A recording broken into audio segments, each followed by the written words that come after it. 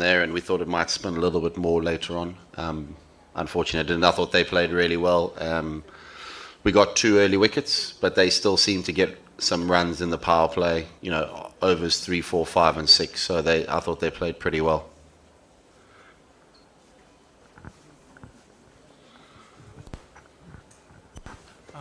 Jonathan, Noor has so much experience of playing in Chennai, but he didn't play today.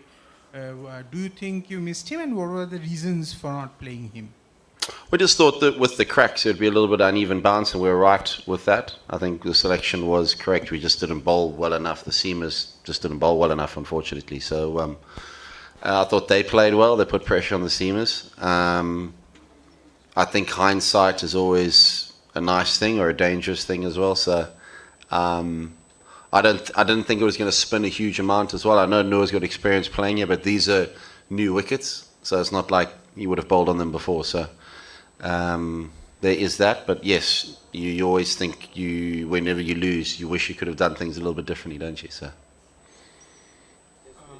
Hi, Jonathan. Kulbadeen's innings was a big positive for your team. Obviously, he was dropped a few months back, and then I think he was sent to the Hong Kong tournament. Now coming back, played this innings. So he's also had a bit of success in the T20 batting up. So can you just talk about the move to have him up at number 3?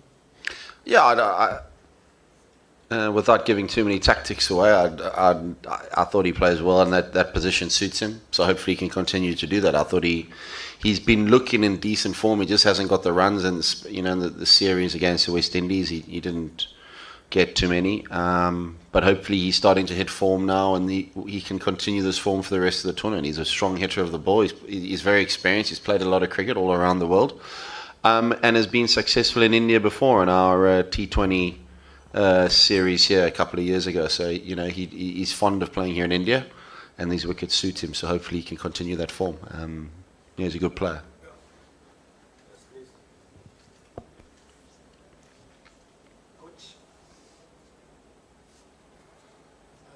It looked like New Zealand would struggle to chase once Mujib took those early couple of wickets. Can you tell us a bit about Mujib's expertise in the power play? He's been getting wickets consistently in the first 6 overs, and how it allows the captain some flexibility later in the innings?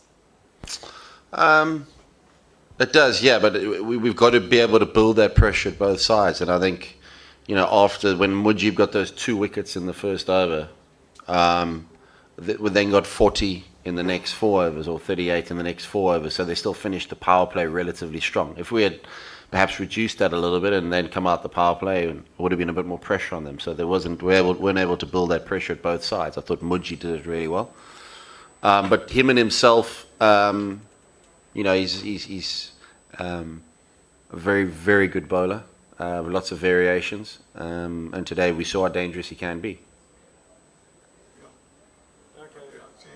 Both teams bet around 40-50 runs in the power play. Going further in the tournament, do you think they need to put more runs on the board in the power play? As bowlers need cushioning in T20 format, they're still going further in the tournament. I think it depends on the surface really as well. I think sometimes you have your targets, your stats say certain things, but sometimes it might be a little bit more than that, and sometimes you need to go a little bit more if you get the opportunity, or I think that's important. So I think it's important to be flexible in that, but I think, the power play is certainly going to be important. But the one thing I would say, and you've seen now, the power that players and in-batters have at the end of the innings, we saw there in New Zealand, it was difficult to stop them, and it was difficult for them to stop us as well when we had 2 in-players. So I think you've got to get that balance, and it's not about trying to get 70 or 80 and losing 4 wickets in the power play. You've got to find that right balance. So I thought we did that okay today. We lost a wicket in the last ball of the power play, but we still managed to put a decent score on the board.